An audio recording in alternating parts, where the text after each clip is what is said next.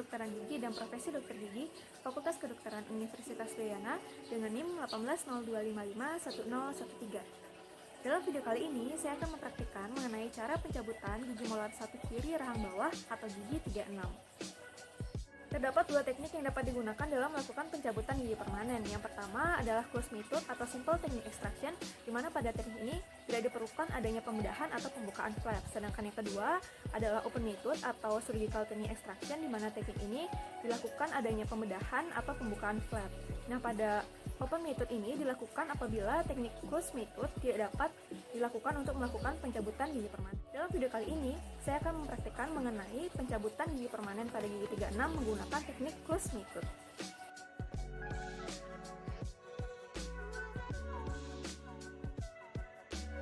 Pinset untuk memegang benda yang kecil, kaca mulut untuk melihat secara indirect, sonde untuk mengecek daerah anestesi. Tang eksedonsi untuk mengekstraksi gigi, desmotum untuk melepaskan perlekatan gingiva, band untuk mengelevasi gigi. Cotton pellet dan cotton roll untuk mengaplikasikan bahan antiseptik, tampon untuk mengontrol perdarahan, dan kasa steril untuk mengeringkan daerah kerja. Tip aplikator untuk mengaplikasikan bahan anestesi topikal, povidone iodine sebagai bahan antiseptik. Alat pelindung diri berupa masker dan handscoon dan dental study model untuk mensimulasikan daerah kerja. Setelah mencuci tangan menggunakan sabun pada air mengalir, kemudian operator menggunakan alat pelindung diri berupa jas-lab, masker, dan handscoon.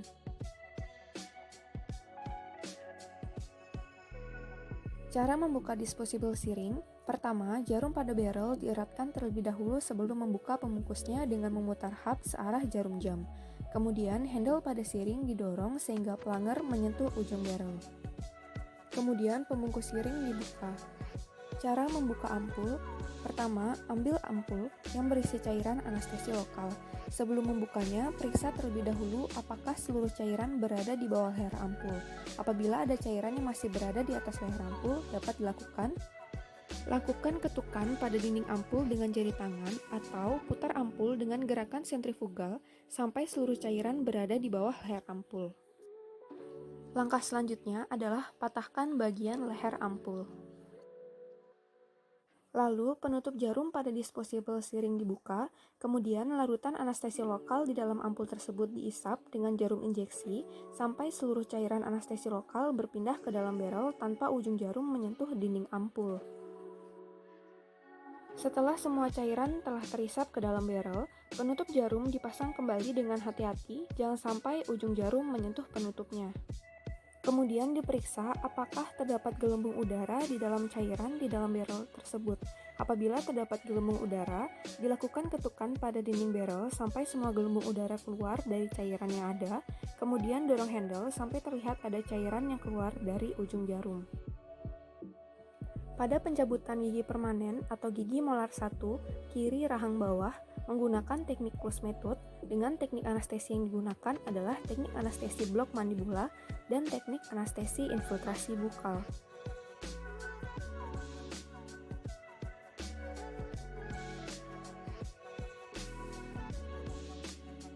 Posisi operator pada pukul 10 dan posisi pasien adalah supin atau semi supin.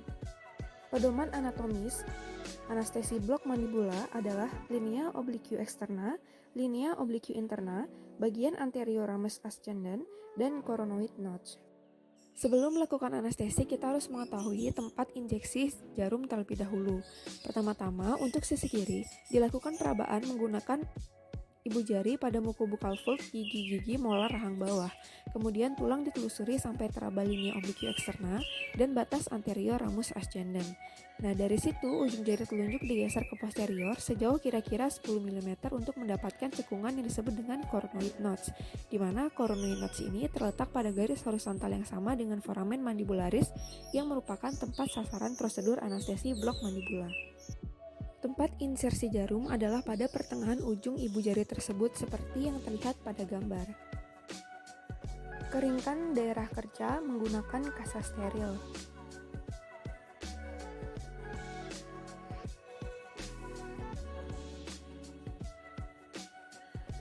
Kemudian asepsis daerah kerja menggunakan povidone iodine menggunakan cotton pellet dan pinset.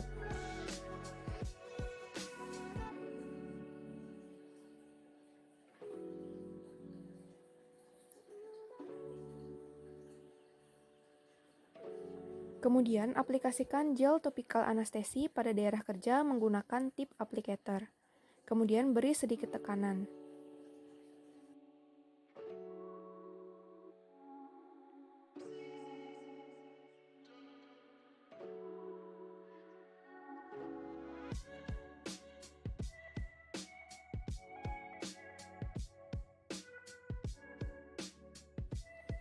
Insersikan siring dengan siring diarahkan dari sisi kontralateral, yaitu antara premolar pertama dan kedua rahang bawah dengan bevel menghadap ke arah tulang. Siring diinsersikan sampai menyentuh tulang, kemudian ditarik sedikit, dan selanjutnya arah siring diubah menjadi ipsilateral. Kemudian siring dimasukkan ke arah posterior sejauh kira-kira 10 mm. Selanjutnya, siring diubah lagi posisinya ke arah kontralateral, kemudian masukkan lagi siring ke dalam jaringan sampai menyentuh tulang. Tarik siring sedikit, kemudian lakukan aspirasi. Kemudian deponirkan larutan anestesi secara perlahan sebanyak 1-1,5 ml untuk menganestesi nervus alveolaris inferior. Kemudian tarik sedikit siring kira-kira 10 mm, kemudian lakukan aspirasi dan injeksikan secara perlahan larutan anestesi sebanyak 0,5 ml untuk menganestesi nervus lingualis. Kemudian tarik siring keluar dari jaringan secara perlahan.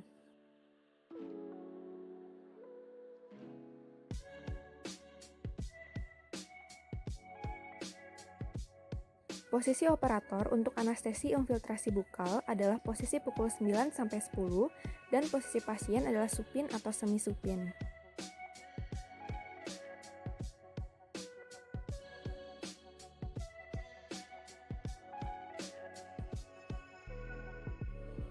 Keringkan daerah kerja menggunakan kasa steril.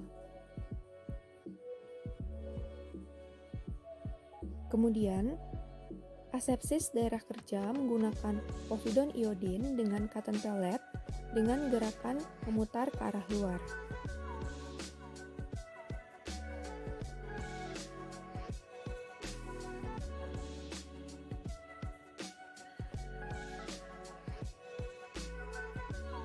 Kemudian, aplikasikan gel topikal anestesi pada daerah kerja menggunakan tip aplikator dan berikan sedikit tekanan.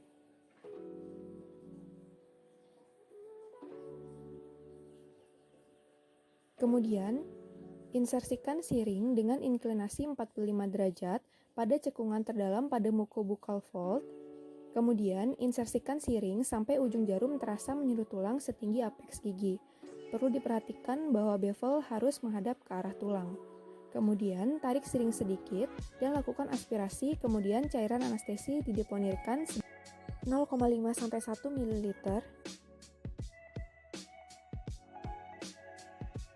Kemudian, tarik siring keluar dari jaringan secara perlahan.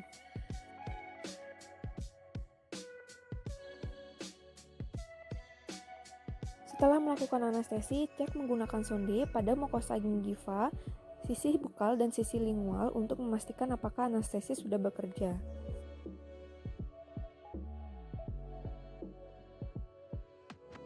Posisi operator untuk pencabutan gigi molar atau gigi posterior rahang bawah adalah pada posisi pukul 7-8, yaitu di depan kanan pasien. Posisi pasien adalah dental unit diatur hingga bidang oklusal mandibular pasien sejajar dengan lantai atau bidang horizontal dan tinggi dental unit sejajar dengan siku operator. Lepaskan perlekatan gingiva menggunakan desmotun atau periosteal elevator.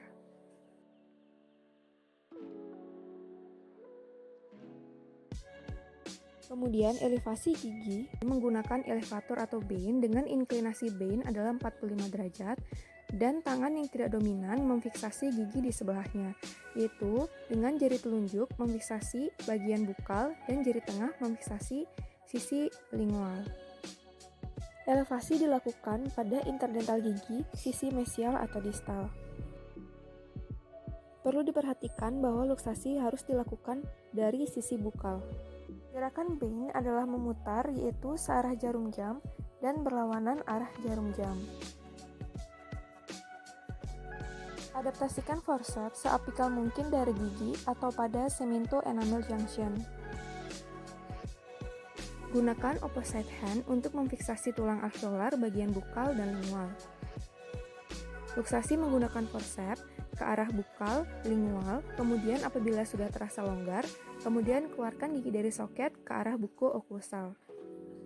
Perlu diperhatikan bahwa proses luksasi harus dilakukan dengan hati-hati agar tidak menimbulkan kerusakan pada mahkota gigi dan tidak terjadinya fraktur pada akar. Kemudian irigasi soket. Irigasi soket menggunakan larutan salin.